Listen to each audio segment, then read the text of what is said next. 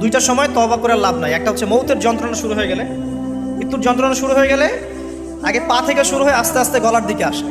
হাদিসে যেমনটা এসেছে, সূরা ওয়াকিয়ার মধ্যেও আছে যে পায়ের দিক থেকে যন্ত্রণা শুরু হয়ে আস্তে আস্তে আস্তে আস্তে এই গলার দিকে আসে, এবং আত্মাটা গলার এখানে যখন চলে আসে, এখান থেকে মালাকুল মউত আত্মাটাকে নিয়ে চলে যায়।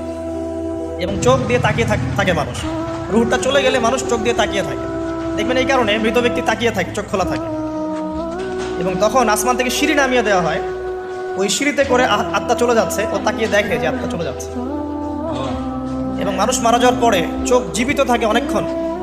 মেডিকেল সায়েন্স যারা পড়েছে তাদেরকে জিজ্ঞাসা করবে, মানুষ ডেড হয়ে গেলেও চোখ দেখবেন আরও কয়েক ঘন্টা, হয়তো আরও নির্দিষ্ট একটা সময় পর্যন্ত চোখটা কিন্তু জীবিত থাকে। এই জন্যে চোখ বন্ধ করে দিতে হয়। যাই হোক, যেটা বলছিলাম যে মৌতের যন্ত্রণা শুরু হয়ে গেলে তওবা করে লাভ নাই, তওবার দরজা বন্ধ। আর পশ্চিম দিক থেকে সূর্য উঠে গেলে তওবা করে লাভ নাই, তওবার দরজা বন্ধ।